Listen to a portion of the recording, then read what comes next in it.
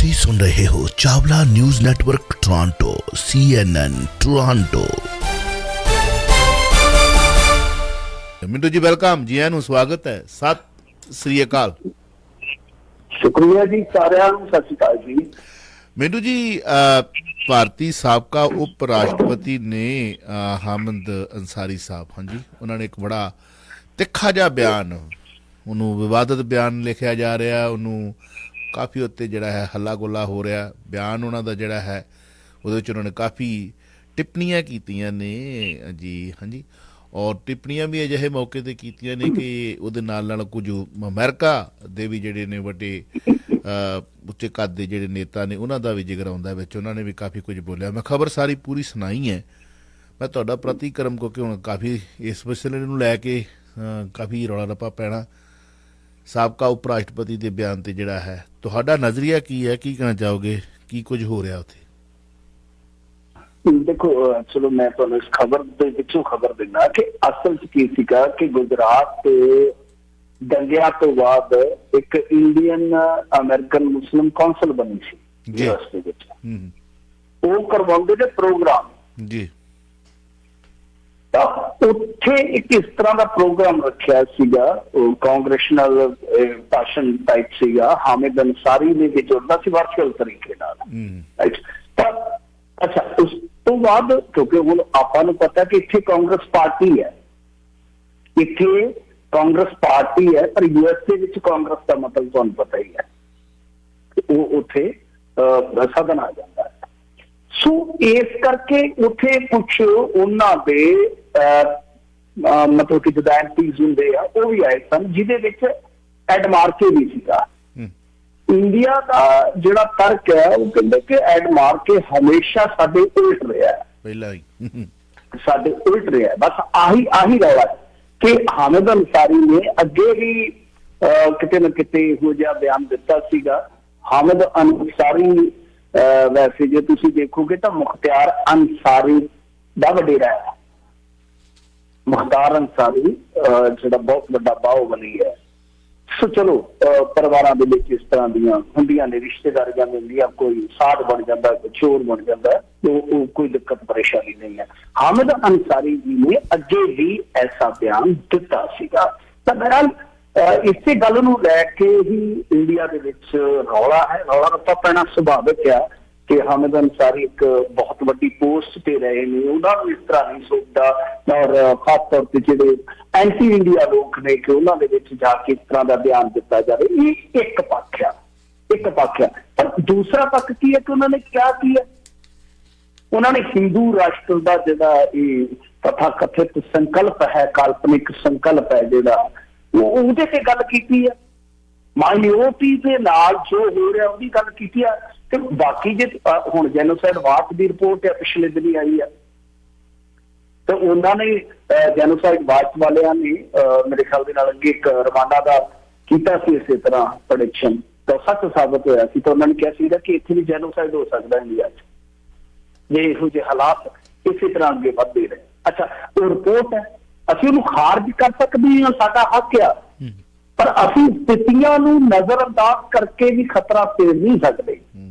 ਅੱਛਾ, ਹੁਣ ਜਿਹੜੀਆਂ ਗੱਲਾਂ ਉੱਥੇ ਕਹੀਆਂ ਗਈਆਂ ਨੇ, ਹਾਲਾਂਕਿ ਹਰੇਕ ਬੰਦਾ ਆਪਣੇ ਮੁਲਕ ਦੇ ਵਿੱਚ ਰਹਿਣ ਵਾਲਾ ਆਪਣੇ ਮੁਲਕ ਨੂੰ ਡਿਫੈਂਡ ਕਰਦਾ, ਅਸਲੀ ਨਾਗਰਿਕ ਉਹ ਵੀ ਹੈ ਜਿਹੜਾ ਬੰਦਾ ਆਪਣੀਆਂ ਕਮੀਆਂ ਪੇਸ਼ੀਆਂ ਵੀ ਦੱਸਦਾ। ਬਿਲਕੁਲ। ਗੱਲ ਇਹ ਆ ਕਿ ਤੁਸੀਂ ਦੇਖੋ ਈਸਾਈਆਂ ਤੇ ਕਿੰਨੇ ਹਮਲੇ ਵਧੇ ਆ 2014 ਤੋਂ ਲੈ ਕੇ। ਅਸੀਂ ਡੈਮੋਕ੍ਰੇਸੀ ਇੰਡੈਕਸ ਦੇ ਵਿੱਚ ਪਛੜ ਗਏ। ਅਸੀਂ 2014 ਦੇ ਵਿੱਚ 27ਵਾਂ ਰੈਂਕ ਸੀ ਸਾਡਾ, ਅਸੀਂ 53ਵੇਂ ਰੈਂਕ ਤੇ ਆ।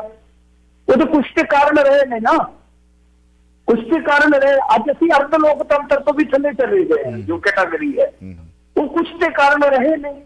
ਉਹ ਕਿਹੜੇ ਲੋਕ ਸੀ ਜਿਹੜੇ ਮੱਝ ਦੇ ਮਾਸ ਨੂੰ ਗਾਂ ਦਾ ਬਣਾ ਕੇ ਕੁੱਟ ਕੱਟਦੇ ਸਨ ਜੀ, ਨਾਰੇ ਲਗਵਾਉਣ ਲਈ ਜਿਹੜੇ ਲੋਕ ਚੂੜੀ ਵੇਚਣ ਵਾਲੇ ਨੂੰ ਕੁੱਟ ਦਿੰਦੇ ਨੇ ਜਿਹੜੇ ਲੋਕ।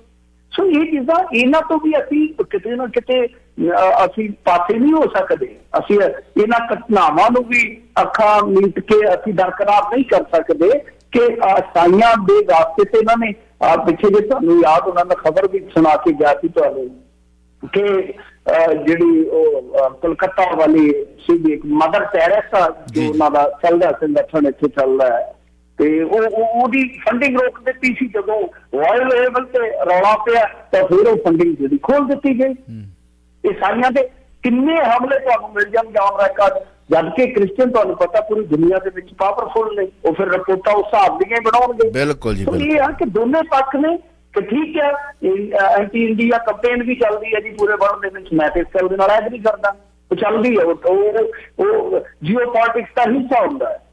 ਉਹ ਐਂਟੀ ਚਾਈਨਾ ਵੀ ਚੱਲਦੀ ਹੈ, ਐਂਟੀ ਪਾਕ ਵੀ ਚੱਲਦੀ ਹੈ, ਐਂਟੀ ਇਜ਼ਰਾਈਲ ਵੀ ਚੱਲਦੀ ਹੈ, ਉਹ ਸਾਰੇ ਪਾਸੇ ਚੱਲਦੀ ਹੈ। ਪਰੰਤੂ ਇਹ ਵੀ ਸੱਚ ਹੈ ਕਿ ਸਾਡੇ ਦੇਸ਼ ਦੀਆਂ ਕੁਝ ਘਟਨਾਵਾਂ ਹਨ ਜਿਹੜੀਆਂ ਕਿ ਇਹਨਾਂ ਵਿਚਾਰਾਂ ਨੂੰ ਜਨਮ ਦਿੰਦੀਆਂ, ਜੋ ਤਥਾਤਮਕ ਤੌਰ ਤੇ ਦਰੁਸਤ ਵ ਜਾਇਜ਼ ਜੀ।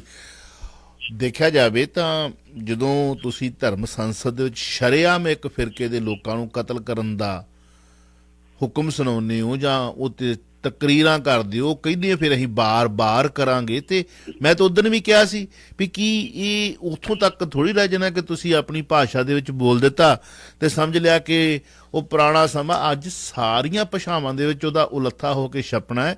ਤੇ ਇੱਕ ਇਹੋ ਜਿਹੀ ਜਿਹੜੀ ਤੁਸੀਂ ਹਿਊਮਨ ਵਾਚ ਦੀ ਗੱਲ ਕੀਤੀ ਹੈ, ਜੋ ਸੰਸਥਾ ਦੀ ਗੱਲ ਕੀਤੀ ਹੈ, ਉੱਥੋਂ ਤੱਕ ਇਹ ਪਹੁੰਚ ਜਾਣੀਆਂ ਨੇ ਖਬਰਾਂ ਵਿਦ ਵੀਡੀਓ ਪ੍ਰੂਫ ਵੀ ਆਹ ਦੇਖੋ ਜੀ ਉੱਥੇ ਹੋ ਰਿਹਾ। ਠੀਕ ਆ, ਸਾਡੇ ਭਾਰਤ ਦੇ ਜਿਹੜੇ ਨੇ ਮਤਲਬ ਇਸ ਵਕਤ ਜਿਹੜੇ ਦੇਸ਼ ਚਲਾ ਰਹੇ ਨੇ ਉਹ ਇਹਦੀ ਨਿਖੇਧੀ ਕਰਨਗੇ ਕਿ ਨਹੀਂ ਜੀ ਇਹ ਸਾਡੇ ਦੇਸ਼ ਨੂੰ ਬਦਨਾਮ ਕੀਤਾ ਜਾ ਰਿਹਾ। ਪਰੰਤੂ ਕੀ ਸਾਬਕਾ ਉਪ ਰਾਸ਼ਟਰਪਤੀ ਹਾਮਿਦ ਅੰਸਾਰੀ ਨੇ ਜੋ ਕਿਹਾ ਹੈ ਉਹਦੇ ਵਿੱਚ ਰਤੀ ਪਰ ਵੀ ਸੱਚਾਈ ਨਹੀਂ। ਦੇਖਣ ਵਾਲੀ ਤੇ ਗੱਲ ਇਹ ਵੀ ਆ, ਜਿਵੇਂ ਤੁਸੀਂ ਗੱਲ ਕੀਤਾ ਕਿ ਮੱਝ ਦਾ ਮਾਸ ਹੋਵੇ ਜਾਂ ਗਾਂ ਦਾ ਮਾਸ ਹੋਵੇ ਤੇ ਕੁੱਟ ਕੇ ਖਾਣਾ ਕੀ ਖਾਣਾ ਹੈ, ਸੁਣਿਆ ਬੀਫ ਖਾਣਾ, ਤੇ ਭਾਵੇਂ ਮੁਰਕੇ ਵਿੱਚ ਬੱਕਰਾ ਹੋਵੇ ਬੰਦਾ ਮਾਰ ਦਿੰਦੇ ਧੱਕੇ ਨਾਲ ਜਿਹੜੇ ਹੈ ਨਾਅਰੇ ਲਵਾਉਣੇ। ਤੇ ਇਸ ਤਰ੍ਹਾਂ ਦੀ ਧਰਮ ਸੰਸਥਾ ਜਿਹੜੀਆਂ ਨੇ ਹੋਣੀਆਂ ਉਹਦੇ ਵਿੱਚ ਇੱਕ ਫਿਰਕੇ ਦੇ ਲੋਕਾਂ ਨੂੰ ਕਤਲ ਕਰਨਾ, ਤੇ ਇਹੀ ਘੱਟ ਗਿਣਤੀ ਫਿਰਕੇ ਦੇ ਲੋਕਾਂ ਨੇ ਕਿਤੇ ਇਸ ਤਰ੍ਹਾਂ ਦਾ ਕਿਹਾ ਹੁੰਦਾ। ਹਾਂਜੀ, ਫਿਰ ਕਿਵੇਂ? ਫਿਰ ਤੇ ਇੱਥੋਂ ਦੀਆਂ ਸਾਰੀਆਂ ਜਿਹੜੀਆਂ ਨੇ ਉਹ ਸਾਰੀਆਂ ਅਖਬਾਰਾਂ ਵੀ ਜਿਹੜੀਆਂ ਨੇ ਉਹ ਉਹਨਾਂ ਨੂੰ ਖਾਲੀ ਪੰਨੇ ਮਿਲ ਜਾਂਦੇ ਭਰਨ ਵਾਸਤੇ ਦੇਸ਼ਾਂ ਵਿਦੇਸ਼ਾਂ ਦੀਆਂ। ਧਰਮ ਸੰਸਦ ਬਾਰੇ ਕੁਝ ਬਸ ਉਹੀ ਗੱਲ ਵੀ ਜਾਇਜ਼ ਠਹਿਰਾਉਣਾ ਹੋਇਆ ਨਾ, ਫਿਰ ਆਪਣੀ ਕਲਮ ਨੂੰ ਨਹੀਂ ਚਲਾਉਣਾ, ਤੇ ਮਤਲਬ ਤੁਸੀਂ ਉਸ ਗੱਲ ਨੂੰ ਜਾਇਜ਼ ਠਹਿਰਾਉਂਦੇ ਹੋ। ਜੇ ਘੱਟ ਗਿਣਤੀ ਵਾਲਾ ਕੋਈ ਬੋਲੇ ਤਾਂ ਫਿਰ ਇਹ ਦੇਸ਼ ਧਰੋਹੀ ਹੋ ਜਾਂਦੇ ਆ।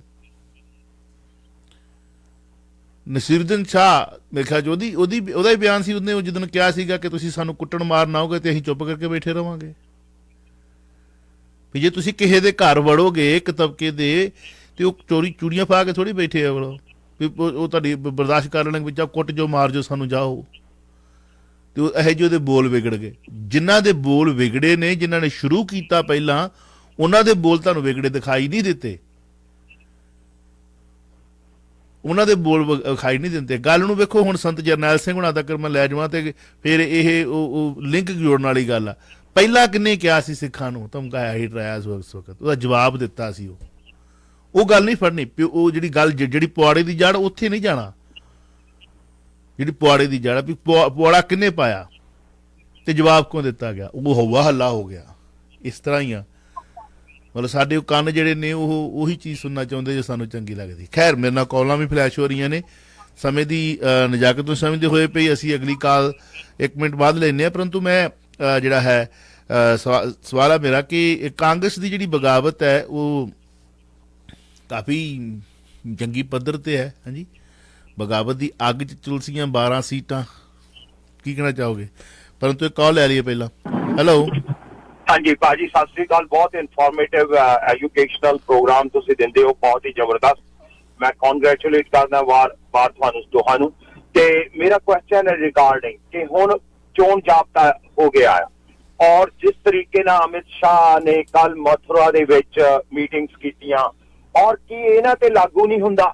ਔਰ ਫਿਰ ਜਿਹੜੀ ਤੁਸੀਂ ਗੱਲਬਾਤ ਅਸੀਂ ਚੱਲ ਰਹੀ ਸੀਗੀ ਕਿ ਕਿੱਦਾਂ ਪੋਲੀਟੀਕਲ ਇਕਨੋਮਿਕਲੀ किसी ਨੂੰ ਹਰਟ ਕਰਨਾ ਸਟੇਟ ਨੂੰ ਪੋਲੀਟੀਕਲੀ, ਔਰ ਕਿਸੇ ਤਬਕੇ ਨੂੰ ਹਰਟ ਕਰਨਾ, ਔਰ ਜਿਹੜੇ ਮਿਨੋਰਿਟੀਜ਼ ਆ ਉਹਨਾਂ ਦੇ ਰਾਈਟਸ ਨੂੰ ਹਮੇਸ਼ਾ ਇਗਨੋਰ ਕਰਨਾ, ਇਹ ਸਾਰੀਆਂ ਗੱਲਾਂ ਜਦ ਅਸੀਂ ਸੰਦਰਭ 'ਚ ਦੇਖਦੇ ਹਾਂ as a human being, as a voter, ਅਗਰ ਮੈਂ ਉੱਥੇ ਹੋਵਾਂ ਔਰ ਮੈਂ ਇਹ ਸੋਚੂਗਾ ਨਹੀਂ ਕਿ ਮੈਨੂੰ ਇੱਕ ਕਿਸ ਤਰੀਕੇ ਨਾਲ ਵੋਟ ਕਰਨੀ ਚਾਹੀਦੀ ਆਪਣੀ, no matter whosoever I vote, right? ਕਿ ਮੈਨੂੰ ਇਹਨਾਂ ਚੀਜ਼ਾਂ ਦੇ ਨਾਲ ਕੀ ਲੋਕ ਬਿਲਕੁਲ ਉਹਨਾਂ ਦੇ ਵਿੱਚ ਜਜ਼ਬਾਤ ਨਹੀਂ ਹੈਗੇ ਔਰ they are not thinking for the bright future of the country. Thank you. ਮਿਹਰਬਾਨੀ।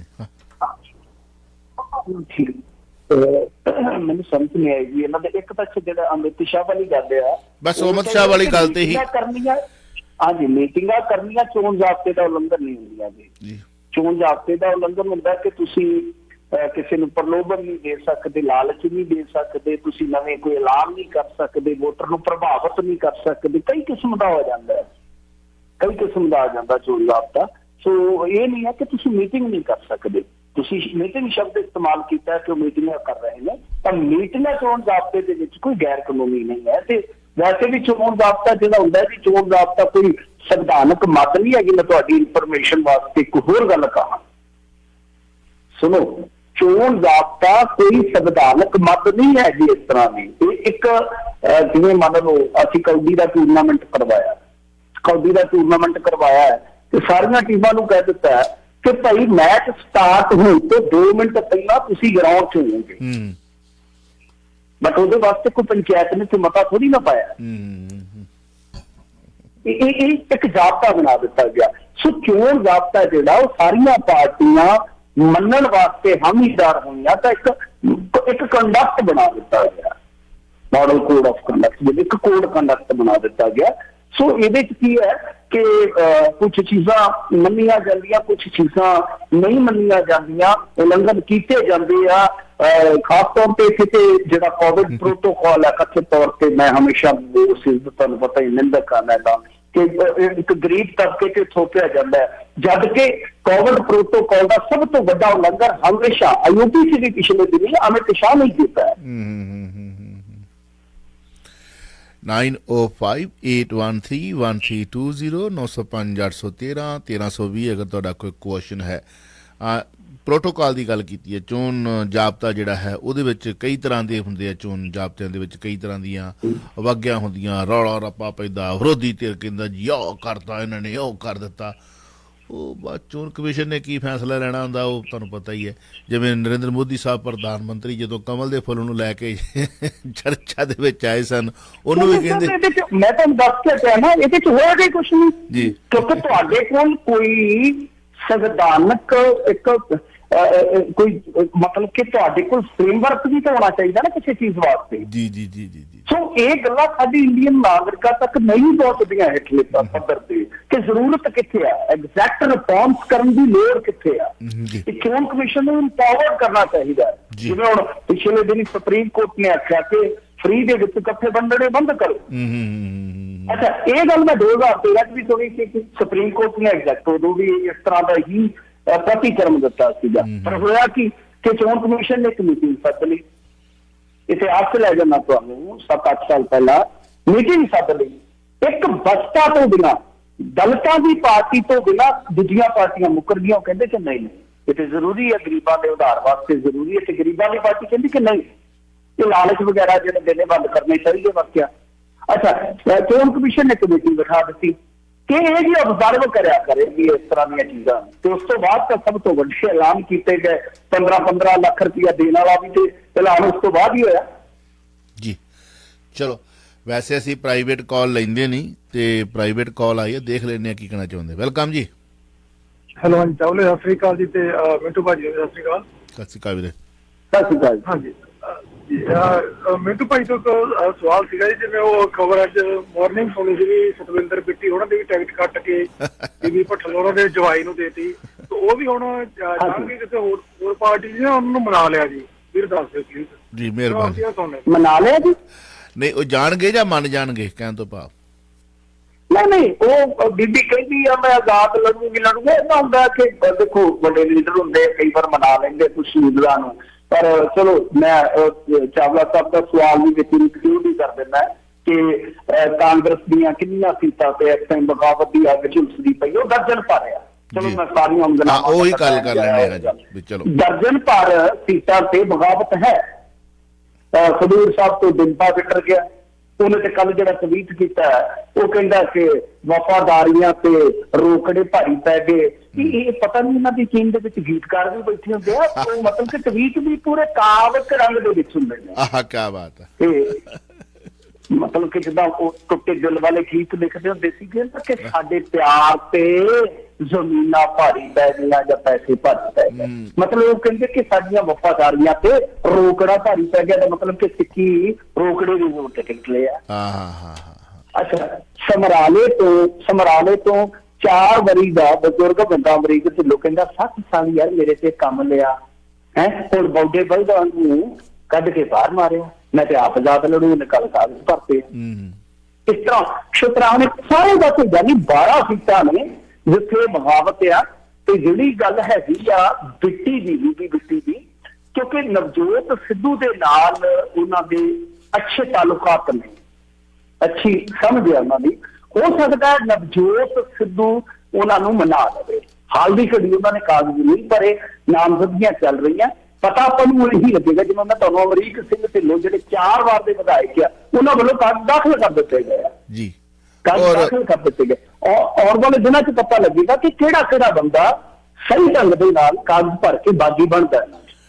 ਔਰ ਜਿਹੜੇ ਸਿਆਣੇ ਹੁੰਦੇ ਨੇ ਉਹਨਾਂ ਨੂੰ ਪਤਾ ਹੁੰਦਾ ਹੈ ਕਿ ਬਾਗੀ ਬਣ ਕੇ ਜਿੱਤਣਾ ਤਾਂ ਆਪਾਂ ਹੈ ਨਹੀਂ, ਪਾਰਟੀ ਨਾਲ ਜਿਹੜੀ ਵਿਗੜਨੀ ਵੱਖਰੀ ਹੈ। ਹੋਰ ਬਥੇਰੀਆਂ ਝੰਡੀ ਵਾਲੀਆਂ ਕਾਰਾਂ ਹੁੰਦੀਆਂ ਨੇ ਜਿਹੜੀਆਂ ਮਿਲ ਸਕਦੀਆਂ ਨੇ ਜੇਕਰ ਸਰਕਾਰ ਬਣ ਜਾਂਦੀ ਹੈ, ਤੇ ਫਿਰ ਉਹ ਵਾਪਸ ਵੀ ਬੈਠਣ ਦੇ ਜਿਹੜਾ ਚੰਨੀ ਹੈ ਟਿਕਟ ਤੋਂ ਨਾਰਾਜ਼ ਹੋ ਕੇ ਲਾਭ ਲੜਿਆ ਸੀ, ਜਿੱਤ ਕੇ ਫਿਰ ਕਾਂਗਰਸ ਚ ਆ ਗਿਆ। ਹਾਂ ਬਿਲਕੁਲ। ਲਓ ਆਪਾਂ ਅਗਲੀ ਕਾਲ ਤੇ ਚੱਲਦੇ ਹਾਂ। ਹੈਲੋ ਸਤਿ ਸ਼੍ਰੀ ਅਕਾਲ ਜੀ। ਸਤਿ ਸ੍ਰੀ ਅਕਾਲ। ਹਾਂਜੀ, ਇਹ ਨਾ ਜਲੰਧਰ ਇੱਕ ਨਾਰਥ ਤੋਂ ਕਾਂਗਰਸੀ ਜਿੱਦਾਂ ਪੱਖੀ ਆ ਉਹ ਕੌਂਸਲਰ ਤੇ ਸੰਯੁਕਤ ਕਿਸਾਨ ਮੋਰਚੇ ਨੇ ਉਹਨੂੰ ਟਿਕਟ ਦਿੱਤੀ ਆ। ਤੇ ਮੇਰਾ ਮਤਲਬ ਇਹ ਸੀ ਵੀ ਕੋਈ ਇਹੋ ਜਿਹੀਆਂ ਤਾਕਤਾਂ ਤਾਂ ਨਹੀਂ ਮਗਰ ਕੰਮ ਕਰਦੀਆਂ ਵੀ ਬੰਦੇ ਇਹੋ ਜਿਹੇ ਖੜੇ ਕਰੋ ਜੋ ਵੀ ਤੁਸੀਂ ਵੋਟਾਂ ਖਰਾਬ ਕਰੋ, ਕਿਉਂਕਿ ਉਹਦੇ ਜਿੱਤਣ ਦਾ 1% ਨਹੀਂ ਚਾਂਸ ਹੈਗਾ। ਤਾਂ ਇਹਦੇ ਬਾਰੇ ਦੱਸੋ ਜੀ। ਹਾਂਜੀ, ਨਹੀਂ ਉਹਨਾਂ ਦੇ ਕਿਤੇ ਇੱਕ ਟਿਕਟ ਦਾ ਥੋੜੀ ਰੌਲਾ ਸਰ। ਉਹ ਤਾਂ ਲੋਕ ਅਧਿਕਾਰ ਲਹਿਰ ਵਾਲੇ ਜਿਹੜੇ ਇਹਨਾਂ ਦੇ ਅਲਾਇੰਸ ਪਾਰਟਨਰ ਸੀ ਤੇ ਜਿਹੜੇ ਹੁਣ ਨਾਰਾਜ਼ ਹੋ ਕੇ ਬਾਹਰ ਆ ਗਏ ਆ, ਉਹਨਾਂ ਨੇ ਇੱਥੋਂ ਤੱਕ ਕਿਹਾ ਹੈ ਕਿ ਖੰਨੇ ਏਰੀਏ ਦੇ ਵਿੱਚ ਇੱਕ ਬੰਦਾ ਜਿਹੜਾ ਕਿ ਮੋਦੀ ਜੀ ਦੀ ਰੈਲੀ ਤੇ ਬੱਸਾਂ ਭਰ ਕੇ ਖੜੀਆਂ ਹੋਣੇ ਜਿਹਨੇ, ਉਹਨੂੰ ਵੀ ਟਿਕਟ ਦੇ ਦਿੱਤੀ ਗਈ ਹੈ। ਅੱਛਾ, ਚੰਦੂ ਮਾਜਰਾ ਜੀ ਦੇ ਭਾਂਜੇ ਨੂੰ ਸੱਕੇ ਪੜਾਈਏ ਨੂੰ ਟਿਕਟ ਦੇ ਦਿੱਤੀ ਗਈ ਤੇ ਜਿਹੜਾ ਉੱਥੇ ਦਿਨ ਰਾਤ ਸੰਘਰਸ਼ 'ਚ ਇਹਨਾਂ ਦਾ ਆਪਣਾ ਹੀ ਆਗੂ ਵਿਚਾਰਾ ਧੱਕੇ ਖਾਂਦਾ ਰਿਹਾ, ਉਹ ਪਾਸੇ ਰਹਿ ਗਿਆ। ਫਿਰ ਉਹੀ ਟਿਕਟ ਇਹਨਾਂ ਨੇ ਵਾਪਸ ਲਈ। ਅੱਛਾ, ਮੌੜਾ ਸਿੰਘ ਨਿਜਾਮ ਜਿਹਦੇ ਬਾਰੇ ਆਪਾਂ ਗੱਲ ਕੀਤੀ ਸੀ, ਆਮ ਆਦਮੀ ਪਾਰਟੀ ਨੇ ਟਿਕਟ ਨਹੀਂ ਦਿੱਤੀ, ਇਹਨਾਂ ਨੇ ਟਿਕਟ ਦੇ ਦਿੱਤੀ। ਉਹ ਵੀ ਰੌਲਾ। ਨਵਦੀਪ ਸਿੰਘਾ ਜਿਹੜਾ ਕਿ ਬੜਾ ਇੱਕ ਤਰ੍ਹਾਂ ਨਾਲ ਕਹਿ ਲਓ ਕਿ ਤਾਕਤਵਰ ਉਮੀਦਵਾਰ ਨਜ਼ਰ ਆ ਰਿਹਾ ਸੀ ਮੋਗੇ ਤੋਂ, ਉਹਨੂੰ ਟਿਕਟ ਨਹੀਂ ਮਿਲੀ ਆਮ ਆਦਮੀ ਪਾਰਟੀ ਤੋਂ। ਉਸੇ ਸ਼ਾਮ ਇਹਨਾਂ ਨੇ ਟਿਕਟ ਦੇ ਦਿੱਤੀ। ਲੁਧਿਆਣੇ ਦੇ ਇੱਕ ਕਾਰੋਬਾਰੀ ਦਾ ਵੀ ਇਹੀ ਮਾਮਲਾ ਕਿ ਬੰਦੇ ਦਾ ਕੁਛ ਵੀ ਯੋਗਦਾਨ ਨਹੀਂ ਤੇ ਉਹ ਬੰਦਾ ਮਤਲਬ ਕਿ ਰੋਕੜਾ ਦੇ ਜ਼ੋਰ ਤੇ ਟਿਕਟ ਲੈ ਗਿਆ। ਕੋਈ ਇੱਕ ਥੋੜੀ ਇਹਨਾਂ ਦਾ ਰੌਲਾ ਪੈਂਦਾ, ਬਹੁਤ ਸਾਰੀਆਂ ਟਿਕਟਾਂ ਦਾ ਹਜ਼ੂਰ ਰੌਲਾ ਪੈ ਰਿਹਾ ਕਿ ਕੋਈ ਅਕਾਲੀ ਲੈ ਗਿਆ, ਕੋਈ ਕਾਂਗਰਸੀ ਲੈ ਗਿਆ। ਲੋਕ ਅਧਿਕਾਰ ਲਹਿਰ ਵਾਲਿਆਂ ਨੇ ਤੇ ਕਈ ਟਿਕਟਾਂ ਜਿਹੜੀਆਂ ਤਲਵੰਡੀ ਸਾਬੋ ਤੋਂ ਲੈ ਕੇ ਕਈ ਜਿਹੜੀਆਂ ਟਿਕਟਾਂ ਨੇ ਉਹਨਾਂ ਤੇ ਸਵਾਲ ਚੁੱਕੇ ਜੀ। Voice of city 1320 AM Chawla news network Toronto ਤੁਸੀਂ ਸੁਣਦੇ ਜਾ ਰਹੇ ਹੋ। ਅਗਰ ਕੁਐਸਚਨ ਕਰਨਾ ਹੈ ਤਾਂ ਕਰ ਸਕਦੇ ਹੋ 905 813 1320। ਹੰਸਰਾਜ ਹੰਸ ਸਾਹਿਬ ਨੇ ਸਿੱਧੂ ਸਾਹਿਬ ਤੇ ਠਕੋਰ ਜੀ ਕਰ ਦਿੱਤੀ ਹੈ। ਬਾਬਿਓ ਕੀ ਠਕੋਰ ਕਰਤੀ ਜੀ? ਉਹ ਕਹਿੰਦਾ ਕਿ ਦੇਖੋ ਤਬਲਾ ਤੇ ਤੁਹਾਡੀ ਨਾਲ ਸੂਤ ਆ ਜਾਂਦਾ ਹੈ, ਸੱਟ ਮਾਰੀਏ, ਪਰ ਸਿੱਧੂ ਨਹੀਂ ਸੂਤ ਆ ਸਕਦਾ। ਇਹ ਤਬਲਾ ਸੁਰ ਤੇ ਕੀਤਾ ਜਾ ਸਕਦਾ ਹੈ, ਸਿੱਧੂ ਐਸਾ ਬੇਸੁਰਾ ਹੈ ਕਿ ਉਹਨੂੰ ਸੁਰ ਤੇ ਨਹੀਂ ਜਾਂਦਾ ਜਾ ਸਕਦਾ। ਮਤਲਬ ਕਿ ਫਿਰ ਇਹਦਾ ਵੱਡਾ ਫਨਕਾਰ ਆ ਤੇ ਉਹਨੇ ਆਪਣੀ ਫਨਕਾਰੀ ਦੀ ਲਿਆਕਤ ਦੇ ਹਿਸਾਬ ਨਾਲ ਇਹ ਮਿਸਾਲ ਦਿੱਤੀ। ਬਿਲਕੁਲ ਸਹੀ ਗੱਲ। ਇੱਕ ਤਬਲਾ ਜਿਹੜਾ ਹਾਂਜੀ ਆਓ ਉਹ ਟਨ ਕਰਕੇ ਰੱਖਦੇ ਹੁੰਦੇ ਨੇ, ਸੁਰਾਂ ਸਿੱਧੀਆਂ ਕਰਨੀਆਂ ਹੁੰਦੀਆਂ ਉਹਦੀਆਂ। ਜੇ ਮੈਂ ਝੂਠ ਬੋਲਿਆ ਹਾਂਜੀ ਕਹਿ ਸਕਦਾ। ਹਾਂ ਬਿਲਕੁਲ। ਉਹ ਹੰਸਰਾਜ ਕਹਿੰਦਾ ਆ, ਵੈਸੇ ਤੇ ਹੰਸਰਾਜ ਕਾਫੀ ਜਦੋਂ ਮੂਡ ਚ ਹੁੰਦਾ ਨਾ ਹੰਸਰਾਜ ਤੇ ਬੜੀਆਂ ਗੱਲਾਂ ਸੁਣਾਉਂਦਾ। ਉਹ ਕਹਿੰਦਾ ਮੈਂ ਤੇ ਮਾਫੀ ਮੰਗਣ ਵਾਲਾ ਬੰਦਾ, ਮੈਂ ਤੇ ਆਪਣੀ ਘਰ ਵਾਲੀ ਦੇ ਪੈਰ ਫੜ ਲੈਣਾ ਜੇ ਕਿਤੇ ਲੱਗ ਪਈ। ਕਹਿੰਦਾ ਮੈਂ ਇੱਕ ਵਾਰੀ ਤੁਰਿਆ ਜਾਂਦਾ ਤੇ ਮੁੰਡੇ ਮਿਲ ਗਏ, ਮੈਨੂੰ ਪਤਾ ਸੀ ਗਾਲਾਂ ਕੱਢਣਗੇ, ਮੈਂ ਪਹਿਲਾਂ ਹੀ ਆਖਿਆ ਵੀ ਕਾਕਾ ਪਹਿਲਾਂ ਜਿੰਨੀਆਂ ਗਾਲਾਂ ਕੱਢੀਆਂ ਕੱਢ ਲੋ, ਗੱਲਬਾਤ ਮੈਂ ਫੇਰ ਕਰੂੰਗਾ। ਜਦੋਂ ਮੌਜ ਦੇ ਵਿੱਚ ਹੁੰਦਾ ਨਾ ਹੰਸਰਾਜ ਉਹ ਚੰਨੀ ਨੇ ਵੀ ਕਹਿੰਦਾ ਰੇਤ ਪੱਕਣ ਦੀ ਕੀ ਲੋੜ ਸੀ, ਖਾਣ ਨੂੰ ਹੋਰ ਨਹੀਂ ਹੈਗਾ ਕੁਛ। ਰੇਤ ਫੱਕਣ ਦੀ ਵੀ ਲੋੜ ਸੀ, ਚੰਨੀ ਨੂੰ ਵੀ ਠੋਕ ਗਿਆ ਕੱਲ। ਖੈਰ ਹੰਸਰਾਜ ਹੰਸ ਦੀਆਂ ਇੰਟਰਵਿਊਜ਼ ਕਾਫੀ ਵਾਇਰਲ ਹੋਣਗੀਆਂ ਆਉਣ ਵਾਲੇ ਦਿਨਾਂ 'ਚ। ਬੜੀ ਟਕਾ ਕੇ ਸਾਡੇ ਪਿੰਡ ਵੀ ਆਏ ਸਨ, ਉਦੋਂ ਇੱਕ ਵਾਰੀ ਅਕਾਲੀ ਦਲ ਦਾ ਪ੍ਰਚਾਰ ਕਰਦੇ ਸੀਗੇ ਤੇ ਬੜੀਆਂ ਟਕਾ ਕੇ ਗੱਲਾਂ ਕਰਦੇ ਆ। ਬਾਦਲਾਂ ਤੇ ਨਾਰਾਜ਼ ਸਨ ਉਦੋਂ ਥੋੜਾ ਜਿਹਾ, ਤੇ ਬਾਦਲਾਂ ਤੇ ਤਵਾ ਲਾ ਗਏ ਕੋਲ ਬੈਠੇ ਮਤਲਬ ਕਿ ਗੱਲ ਕਰਨ ਦਾ ਅੰਦਾਜ਼ੇ ਬਿਆਨ ਵੀ ਹੁੰਦਾ ਨਾ ਇੱਕ ਬੰਦੇ ਦਾ। ਇਹਨਾਂ ਦਾ ਅੰਦਾਜ਼ੇ ਬਿਆਨ ਕੁਛ ਇਸੇ ਕਿਸਮ ਦਾ ਹੀ ਹੈ ਕਿ ਸਿੱਧੂ ਤੇ ਵੀ ਟਕੋਰ ਤੇ ਚੰਨੀ ਦੇ ਵੀ ਟਕੋਰ, ਸਾਰਿਆਂ ਤੇ ਟਕੋਰ ਨਾਲ। ਜਿਹੜਾ ਮਾਮਲਾ ਚੱਲ ਰਿਹਾ ਕਿ ਅੰਬੇਦਕਰ ਜੀ ਦੇ ਬੁੱਤ ਤੇ ਭਗਵੰਤ ਮਾਨ ਵੱਲੋਂ ਆਪਣੇ ਗੱਲ ਦੇ ਲਾ ਕੇ ਹਾਰ ਪਾਏ ਗਏ, ਉਹਦੇ ਤੇ ਵੀ ਕਹਿੰਦਾ ਕਿ ਇਹਨੂੰ ਮਾਫੀ ਮੰਗਣੀ ਚਾਹੀਦੀ ਹੈ। ਜੀ ਚਲੋ ਅਗਲੀ ਕਾਲ ਲੈ ਲੈਣੇ ਜੀ। ਵੈਲਕਮ। ਹਾਰ ਪਾਏ ਗਏ ਉਹਦੇ ਤੇ ਵੀ ਕਹਿੰਦਾ ਕਿ ਹੈਲੋ ਪਿੱਛੋਂ ਰੇਡੀਓ ਬੰਦ ਕਰ ਲਓ ਵੀਰੇ। ਹਾਂਜੀ ਸਤਿ ਸ਼੍ਰੀ ਅਕਾਲ ਜੀ। ਜੀ ਸਰ, ਇੱਕ ਸ਼ਾਹਕੋਟ ਦੀ ਸੀਟ ਬਾਰੇ ਦੱਸਿਆ ਜੇ ਵੀ ਉੱਥੇ ਕਿੱਦਾਂ ਦੀ ਕਿਵੇਂ ਕਿਹਦੀ ਪੋਜੀਸ਼ਨ ਹੈ ਜੀ, ਕਿਹੜਾ ਸ਼ਾਹਕੋਟ? ਲਓ ਜੀ, ਮਿਹਰਬਾਨੀ, ਥੈਂਕ ਯੂ ਜੀ। ਨਹੀਂ ਜੀ, ਮੈਨੂੰ ਸ਼ਾਹਕੋਟ ਦੇ ਕੈਂਡੀਡੇਟਸ ਬਾਰੇ ਨਹੀਂ ਪਤਾ ਵੀ ਉੱਥੋਂ ਕਿਹੜੇ ਆ ਸ਼ਾਹਕੋਟ ਬਾਰੇ, ਕਿਉਂਕਿ ਜਿਵੇਂ ਹੁਣ ਦੇਖੋ 117 ਹਲਕੇ ਆ, ਐਗਜ਼ੈਕਟ ਸਾਰੇ ਦੇ ਸਾਰੇ ਨਹੀਂ ਹੁੰਦੇ ਦ੍ਰਿਸ਼ਟੀ ਦੇ ਵਿੱਚ ਕਿ ਕਿਹੜਾ ਕਿੱਥੇ ਕੀ ਚੱਲ ਰਿਹਾ। ਕੈਂਡੀਡੇਟਸ ਮੈਂ ਚੈੱਕ ਕਰ ਲਵਾਂਗਾ ਜੀ, ਕੋਸ਼ਿਸ਼ ਕਰ ਲਵਾਂਗੇ ਆਪਾਂ ਉੱਥੇ ਕਿਸ ਤਰ੍ਹਾਂ ਦੇ ਸਮੀਕਰਨ ਆ, ਕਿਸ ਤਰ੍ਹਾਂ ਦੇ ਹਾਲਾਤ ਆ। ਬਾਕੀ ਮੈਂ ਤੁਹਾਨੂੰ ਇੱਕ ਨਾ ਸਿੱਧੀ ਇੱਕ ਝਟਕਾ ਜੀ ਦੇ ਦਿੰਦਾ ਤੁਹਾਨੂੰ, ਇੱਕ ਕਿਉਂਕਿ ਐਵੇਂ ਵਾਰੀ ਸੁਣਨਾ ਚੰਗਾ, ਇੱਕ ਫਾਰਮੂਲਾ ਹੀ ਦੇ ਦਿੰਦਾ ਮੈਂ ਤੁਹਾਨੂੰ ਐਤਕੀ, ਕਿਉਂਕਿ ਤੁਸੀਂ ਆਪ ਹੀ ਕੈਲਕੂਲੇਸ਼ਨ ਕਰ ਲੈਣੀ, ਮੈਂ ਤੁਹਾਨੂੰ ਆਪ ਹੀ ਵਿਸ਼ਲੇਸ਼ਕ ਬਣਾ ਦਿੰਦਾ। ਸਿੱਧਾ ਹਿਸਾਬ ਆ ਕਿ ਡਾਟਾ ਕੱਢ ਲਓ ਪਿਛਲੇ 2 ਇਲੈਕਸ਼ਨਾਂ ਦਾ, ਉਸ ਤੋਂ ਬਾਅਦ ਐਤਕੀ ਜੋ ਵੀ ਉੱਥੇ ਵਿਕਟਰੀ ਦਾ ਮਾਰਜਨ ਆ ਜਾਂ ਵੋਟ ਪਰਸੈਂਟੇਜ ਜਿੱਤਣ ਵਾਲੇ ਦਾ ਉਹਨੂੰ ਘਟਾ ਲਓ ਬਸ, ਕਿਉਂਕਿ ਐਤਕੀ ਵੋਟ ਹੋਰ ਵੰਡਿਆ ਜਾਏਗਾ।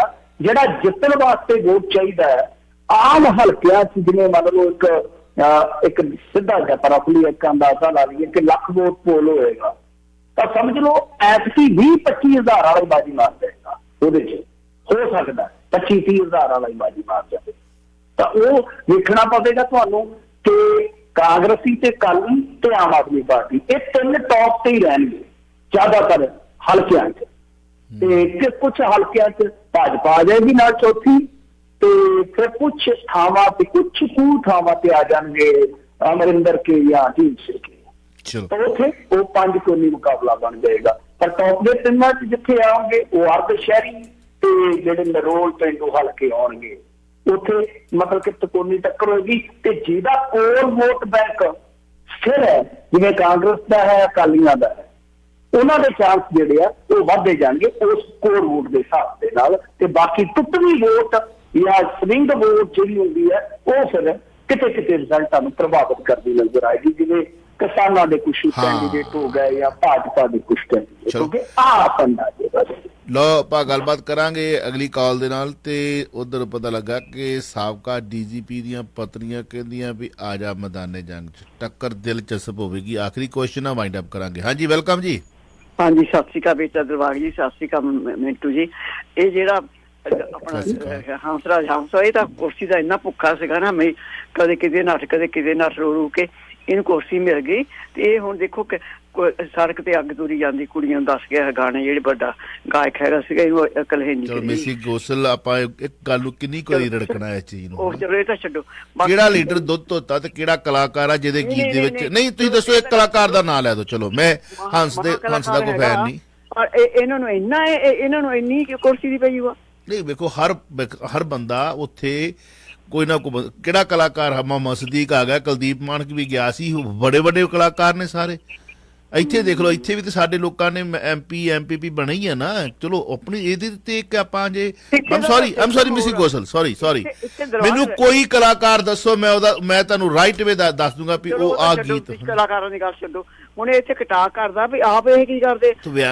ਹੁਣ ਮੇਰੀ ਗੱਲ ਸੁਣ ਲਓ, ਤੁਸੀਂ ਇੱਥੇ ਕਹਿੰਦੇ ਇੱਥੇ ਜਿੱਤ ਕੇ ਜਾਣਗੇ, ਉੱਥੇ ਮੰਗਣੇ, ਇੱਥੇ ਆ ਕੇ ਕੰਮ ਦੇ ਉੱਥੇ ਮਿਲ ਗਿਆ ਆਮ ਆਦਮੀ ਮੰਗੇ, ਉੱਥੇ ਉਹਨੂੰ ਕੱਢ ਦਿਓ, ਉਹਨੂੰ ਪਾ ਲਓ। ਇਦਾਂ ਦੀ ਗੱਲਾਂ ਇੱਥੇ ਨਹੀਂ ਚੱਲਦੀਆਂ। ਸਭ ਕੁਝ ਚੱਲਦਾ ਮਿਸੀ ਗੋਸਲ, ਇੱਥੇ ਰਹਿਣ ਦਿਓ ਟੱਕੀ। ਨਾ ਸਭ ਕੁਝ ਚੱਲਦਾ ਇੱਥੇ, ਸਭ ਕੁਝ ਚੱਲਦਾ ਜੇ, ਸਭ ਕੁਝ ਚੱਲਦਾ ਇੱਥੇ, ਸਭ ਕੁਝ ਚੱਲਦਾ ਇੱਥੇ। ਪੈਰਾਸ਼ੂਟ ਨਹੀਂ ਤਾਰੇ ਗਏ, ਆਪਣੇ ਵੱਲ ਕਰਕੇ ਕਰਦਾ। ਇੱਥੇ ਪੈਰਾਸ਼ੂਟ ਨਹੀਂ ਤਾਰੇ ਗਏ, ਮੈਨੂੰ ਦੱਸੋ ਤੁਸੀਂ। ਇੱਥੇ ਦੂਜੇ ਹਲਕਿਆਂ ਦੇ ਵਿੱਚ ਪਤਾ ਹੀ ਨਹੀਂ ਸੀ ਉਹਨਾਂ ਨੂੰ, ਬੰਦਿਆਂ ਨੂੰ, ਵੀ ਇਹ ਬੰਦੇ ਕਿਤੇ ਹੈਗੇ ਵੀ ਆ, ਲਿਆ ਕੇ ਪੈਰਾਸ਼ੂਟ ਤਾਰੇ ਗਏ।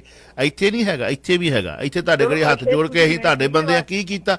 ਅੱਛਾ, ਮੇਰਾ ਬੇਟਾ ਆਇਆ, ਮੈਂ ਉਹਨੂੰ ਪੁੱਛਿਆ ਕਾਕਾ ਕਿੱਦਾਂ, ਕਹਿੰਦਾ ਮੰਮੀ ਤੁਸੀਂ ਇੱਥੇ ਦੇ ਬੱਚੇ ਜਿਹੜੇ ਕੁਛ ਕਰਦੇ, ਇੱਥੇ ਬਥੇਰਾ ਕੁਛ ਹੁੰਦਾ ਪਰ ਇੰਨਾ ਜ਼ਿਆਦਾ ਨਾ ਕਰਿਆ ਕਰ। ਮੈਂ ਕਿਹਾ ਸਾਨੂੰ ਔਖਾ ਲੱਗਦਾ ਹੈ। ਮਿਹਰਬਾਨੀ।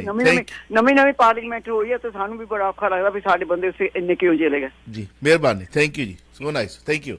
ਸੀ ਜਮਾਤ 1320 ਮੀਟਰ ਬੈਂਡ ਰੇਡੀਓ ਪ੍ਰੋਗਰਾਮ ਅਗਲਾ ਪੰਜਾਬ। ਔਰ ਇੱਕੋ ਗੱਲ ਨੂੰ ਆਪਾਂ ਲੈ ਕੇ ਚੱਲਾਂਗੇ। ਤੇ ਕਿਹੜਾ ਕਲਾਕਾਰ ਹੈ ਜਿਹੜਾ ਕਲਾਕਾਰ ਦੁੱਧ ਧੋਤਾ, ਮੈਨੂੰ ਕਲਾਕਾਰ ਦਾ ਨਾਂ ਦੇ ਦਿਓ, ਮੈਂ ਗੀਤ ਕੱਢ ਕੇ ਰੱਖ ਦੂੰਗਾ ਤੁਹਾਡੇ ਸਾਹਮਣੇ ਵੀ ਆਹ ਡਬਲ ਮੀਨਿੰਗ ਵਾਲਾ ਗੀਤ ਸੀਗਾ।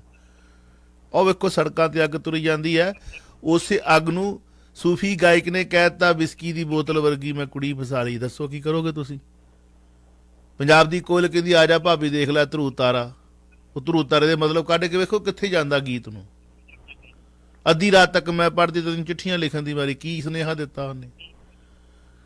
ਕਿਹੜਾ ਕਲਾਕਾਰ ਦੱਸੋ ਮੈਨੂੰ, ਤੁਸੀਂ ਕਲਾਕਾਰ ਦੱਸੋ, ਮੈਂ ਉਹਦਾ ਗੀਤ ਕੱਢ ਕੇ ਰੱਖ ਦੂੰ। ਮੇਰੀ ਸਾਰੀ ਉਮਰ ਇਸੇ 'ਚ ਨੰਗਲੀ। ਚਾਵਲਾ ਇਲੈਕਟ੍ਰੋਨਿਕਸ 1984 ਸ਼ੁਰੂ ਹੋਇਆ ਮੇਰਾ ਇਲੈਕਟ੍ਰੋਨਿਕਸ ਦਾ ਸਟੋਰ। ਕੈਸਟਾਂ ਭਰ ਦੇਣੀਆਂ ਤੇ ਕੱਲੇ ਗੀਤ ਨੂੰ ਸਕਿਪ ਕਰਕੇ ਸੁਣ ਕੇ ਤੇ ਭਰ ਦੇਣਾ। ਕਿਹੜਾ ਕਲਾਕਾਰ ਦੱਸੋ ਤੁਸੀਂ ਮੈਨੂੰ। LP ਵੱਡੇ ਛੋਟੇ ਜਿਹੜੇ ਰਿਕਾਰਡ ਹੁੰਦੇ ਸੀ ਉੱਥੋਂ TV VCR ਰਿਪੇਅਰ ਕਰਨਾ। ਉਦੋਂ ਬਾਅਦ ਇਹ ਚੱਕਰ 'ਚ ਆ ਗਏ ਇੱਥੇ 25 ਸਾਲ 'ਚ ਹੋ ਗਿਆ। ਚੁਣ ਕੇ ਗੀਤ ਤੁਹਾਨੂੰ ਸੁਣਾਉਂਦੇ ਰਹੇ ਹਾਂ, ਸੁਣਾਵਾਂਗੇ ਵੀ। ਸੋ ਇਸ ਕਰਕੇ ਕਿਹੜਾ ਕਲਾਕਾਰ ਦੱਸੋ ਮੈਨੂੰ, ਕਿਹੜਾ ਕਲਾਕਾਰ ਦੁੱਧ ਧੋਤਾ। ਹੰਸਰਾਜ ਨੂੰ ਛੱਡੋ, ਚਲੋ ਆਪਾਂ ਉਹਨੂੰ ਸਾਈਡ ਤੇ ਕਰਦੇ ਹਾਂ। ਹੁਣ ਆਪਾਂ DGP ਦੀਆਂ ਪਤਨੀਆਂ ਦੀ ਟੱਕਰ ਦੀ ਗੱਲ ਕਰਦੇ ਹਾਂ। ਹਾਂਜੀ, ਬਾਕੀ ਇਹ ਹੈ ਕਿ ਦੇਖੋ ਜਦੋਂ ਸਿੱਧੂ ਸਾਹਿਬ ਤੰਗ ਕਰਦੇ ਆ ਵਿਰੋਧੀਆਂ ਨੇ ਕੀ ਦੱਸਣਾ, ਕੋਈ ਚੱਕਰ ਨਹੀਂ, ਚੱਲਣ ਦਿਓ। ਹਾਂ, ਇਹ ਚੱਲਣ ਦਿਓ, ਇਹ ਤੇ ਚੱਲਦਾ ਰਹਿਣਾ ਆ। ਲੋਕਾਂ ਦੇ ਇੰਟਰਸਟ ਵੀ ਹੁੰਦੇ ਆ ਇਹਨਾਂ ਦੇ ਵਿੱਚ, ਰੁਚੀਆਂ ਹੁੰਦੀਆਂ ਨੇ, ਕੋਈ ਗੱਲ ਨਹੀਂ ਹੈ। ਸਿੱਧੂ ਉਹਦਾ ਜਵਾਬ ਦੇ ਦੇਵੇਗਾ, ਕੋਈ ਗੱਲ ਨਹੀਂ ਹੈ। ਬਾਕੀ ਦੇਖੋ ਆਰਟਿਸਟ ਕੀ ਲਿਖਦਾ ਕੀ ਗਾਉਂਦਾ, ਤੁਹਾਡੇ ਕੋਲ ਆਪਸ਼ਨ ਹੈ ਕਿ ਤੁਸੀਂ ਰਿਜੈਕਟ ਕਰ ਦਿਓ। ਸਿੱਧਾ ਸਿੰਪਲ ਫੰਡਾ ਕਿ ਤੁਸੀਂ ਲੀਕ ਮਾਰੋ, ਕਾਂਟਾ ਮਾਰੋ, ਦੂਸਰਾ ਸੁਣ ਲਓ, ਉਹ ਨਹੀਂ ਪਸੰਦ ਤੀਸਰਾ ਸੁਣ ਲਓ। ਬੜੇ ਆਪਸ਼ਨ ਨੇ ਤੁਹਾਡੇ ਕੋਲ। ਮੈਂ ਤੁਹਾਨੂੰ ਦੱਸਾਂ, ਮੇਰੀ ਗੱਡੀ ਦੇ ਵਿੱਚ ਮੇਰੀ ਇੱਕ ਪਰਸਨਲ ਕਲੈਕਸ਼ਨ ਹੈ 60ਵੇਂ ਦਿਨ ਲੈ ਕੇ ਤੇ 2022 ਤੱਕ ਦੀ। ਉਹ ਜਦੋਂ ਕਿਤੇ ਲਾਈਏ ਤੇ ਮੇਰਾ ਬੇਟਾ ਤੇ ਮੇਰੀ ਵਾਈਫ ਕਹਿੰਦੇ ਵੀ ਇਹਦਾ ਜਾਂ ਤੇ ਇਹਨੂੰ ਕੱਢ ਦੇ ਤੇ ਜਾਂ ਗੱਡੀ ਚੋਂ ਸਾਨੂੰ ਕੱਢ ਦੋ। ਸਹੀ ਗੱਲ। ਕਿਉਂਕਿ ਉਹਨਾਂ ਨੇ ਸੁਣਨਾ ਮੁਰਤੇ ਵਾਲਾ, ਉਹਨਾਂ ਨੇ ਸੁਣਨਾ ਹਨੀ ਸਿੰਘ ਤੇ ਮੈਂ ਸੁਣਨਾ ਨੁਸਰਤ, ਮੈਂ ਸੁਣਨਾ ਫਲਾ। ਅੱਛਾ, ਟੇਸਟ ਦਾ ਫਰਕ ਆ। ਆਪਾਂ ਉਹ ਚੁੱਕ ਕੇ ਕਿੱਡੀ ਜੀ ਕੱਢਦੇ ਨੇ ਕਿ ਤੁਸੀਂ ਲਾ ਲਓ, ਕੋਈ ਗੱਲ ਨਹੀਂ, ਮੈਂ ਬਾਅਦ ਚ ਸੁਣਦਾ। ਮੈਂ ਵੀ ਅੰਤਰਾਜੀ ਇਸ ਮਾਮਲੇ ਮੈਂ ਵੀ ਪੈਰ ਹੀ ਫੜ ਲੈਣਾ। ਹਾਂ, ਠੀਕ ਹੈ। ਸੋ ਗੱਲ ਹੈ, ਚੰਗੀ ਗੱਲ ਹੈ। ਮੈਂ ਹੈਡਫੋਨ ਲਾਉਣਾ, ਡਬਲਾ ਸਾਹਿਬ ਹੈਡਫੋਨ ਲਾ ਲੇ, ਮੈਂ ਆਪਦਾ ਮੋਬਾਈਲ ਚਾਨ ਕੀਤਾ, ਚੱਲ ਤੁਸੀਂ ਸੁਣੀ ਚੱਲੋ, ਛੋਟ ਛੱਪਾ ਆਈਆਂ ਮੈਂ ਆਪਦੇ ਸੁਣ। ਮੇਰੇ ਕੋਲ ਆਪਸ਼ਨ ਹੈ, ਸੋ ਖੈਰ ਚਲੋ ਇਹਨਾਂ ਦੀਆਂ ਵੀਡੀਓ ਜਿਹੜੀਆਂ ਸਾਬਕਾ DGP ਦੀਆਂ ਉਹ ਦੇਖ ਲਈਏ ਕਿ ਭਾਈ ਕਿਸ ਤਰ੍ਹਾਂ ਟੱਕਰ ਦੇ ਵਿੱਚ ਨੇ। ਤਾਂ ਮਲੇਰਕੋਟਲਾ ਦੀ ਟੱਕਰ, ਅਸੀਂ ਹੌਟ ਸੀਟਾਂ ਦੀ ਜਦ ਗੱਲ ਕਰਦੇ ਹਾਂ ਨਾ, ਕੁਛ ਸੀਟਾਂ ਸਾਡੀ ਨਜ਼ਰ ਤੋਂ ਪਰੇ ਰਹਿ ਜਾਂਦੀਆਂ। ਕੁਛ ਸੀਟਾਂ ਮਤਲਬ ਕਿ ਜਿੱਦਾਂ ਮਜੀਠੀਆ ਸਾਹਿਬ ਤੇ ਸਿੱਧੂ ਸਾਹਿਬ ਦੀ ਟੱਕਰ, ਬਟ ਅਸੀਂ ਕੁਛ ਸੀਟਾਂ ਨੂੰ ਮਿਸ ਕਰ ਜਾਂਦੇ ਹਾਂ। ਬੜੀ ਇੰਟਰਸਟਿੰਗ ਹੁੰਦੀਆਂ ਨੇ, ਬਹੁਤ ਇੰਟਰਸਟਿੰਗ ਹੁੰਦੀਆਂ ਨੇ। ਸੋ ਇੱਥੇ ਜਿਵੇਂ 2 ਕੌਡੀ ਦੇ ਖਿਡਾਰੀਆਂ ਬਾਰੇ ਤੁਹਾਨੂੰ ਮੈਂ ਦੱਸਿਆ ਸੀਗਾ ਕਿ 2 ਕੌਡੀ ਦੇ ਖਿਡਾਰੀ ਸਾਹਮਣੇ ਜਿਹੜੇ ਸਾਬਕਾ ਸਟਾਰ ਜਿਨ੍ਹਾਂ ਨੂੰ ਦੇਖਣ ਵਾਸਤੇ ਮਜ਼ਮੇ ਲੱਗ ਜਾਂਦੇ ਸਨ ਕਦੇ, ਤਾਂ ਉਹ ਮੈਦਾਨ ਦੇ ਵਿੱਚ ਨੇ। ਤਾਂ ਇੱਧਰ 2 ਸਾਬਕਾ DGP ਦੀਆਂ ਪਤਨੀਆਂ, ਰਜ਼ੀਆ ਸੁਲਤਾਨਾ ਤੇ ਫਰਜ਼ਾਨਾ, ਸੁਲਤਾਨਾ ਤੇ ਫਰਜ਼ਾਨਾ, ਆ ਜਾਓ ਬਈ, ਉਹ ਆਮੋ ਸਾਹਮਣੇ 2002 7 17 ਰਜ਼ੀਆ ਸੁਲਤਾਨਾ ਜਿੱਤੇ, ਪਰ ਹੈਟ੍ਰਿਕ ਨਹੀਂ ਮਾਰਨ ਦਿੱਤੀ। ਕਿਨੇ ਰੋਕਿਆ ਸੀ? ਫਰਜ਼ਾਨਾ ਨੇ ਹਰਾਇਆ ਸੀਗਾ 2012 ਦੇ ਵਿੱਚ, ਜਦੋਂ ਅਣਕਿਆਸੇ ਢੰਗ ਨਾਲ ਅਕਾਲੀ ਦਲ ਰਿਪੀਟ ਹੋਇਆ ਸੀਗਾ। ਤਾਂ ਪਿਛਲੀ ਵਾਰੀ ਮੇਰੇ ਖਿਆਲ ਦੇ ਨਾਲ ਗੈਰ ਮੁਸਲਿਮ ਉਮੀਦਵਾਰ ਦੇ ਨਾਲ ਟੱਕਰ ਹੋਈ ਸੀ ਬੀਬੀ ਰਜ਼ੀਆ ਦੀ। ਤਾਂ ਮੇਰੇ ਖਿਆਲ ਦੇ ਨਾਲ ਮਹਿਜ਼ ਜੇ ਤੁਸੀਂ ਦੇਖੋਗੇ ਤਾਂ 129 ਵੋਟਾਂ ਦੀ ਜਿੱਤ ਸੀਗੀ। ਜਿੱਤ ਹਾਰ ਦਾ ਕੋਈ ਮਾਰਜਨ ਕੋਈ ਵੱਡਾ ਨਹੀਂ ਸੀਗਾ। ਸੋ ਐਤਕੀ ਕੀ ਬੀਬੀ ਫਰਜ਼ਾਨਾ, ਤੁਹਾਨੂੰ ਪਤਾ ਇਜ਼ਹਾਰ ਆਲਮ ਦੇ ਘਰੋਂ, ਤਾਂ ਕੀ ਉਹ ਐਤਕੀ ਵੀ ਮਾਤ ਦੇ ਸਕਣਗੇ? ਬੜਾ ਵੱਡਾ ਸਵਾਲ ਹੈ। ਪਰ ਬੜੀ ਟੱਕਰ ਦਿਲਚਸਪ ਹੋਈ ਪਈ ਆ ਦੋਨਾਂ ਇਹਨਾਂ ਸਾਬਕਾ ਪੁਲਿਸ ਅਧਿਕਾਰੀਆਂ ਦੀਆਂ ਜੋ ਘਰ ਵਾਲੀਆਂ ਨੇ ਉਹਨਾਂ ਦੇ ਦਰਮਿਆਨ। ਬਹੁਤ ਬਹੁਤ ਸ਼ੁਕਰੀਆ, ਥੈਂਕ ਯੂ ਵੈਰੀ ਮਚ, ਸ਼ੁਕਰੀਆ, ਸਤਿ ਸ੍ਰੀ ਅਕਾਲ ਜੀ। ਤੁਸੀਂ ਸੁਣ ਰਹੇ ਹੋ Chawla news network Toronto CNN Toronto.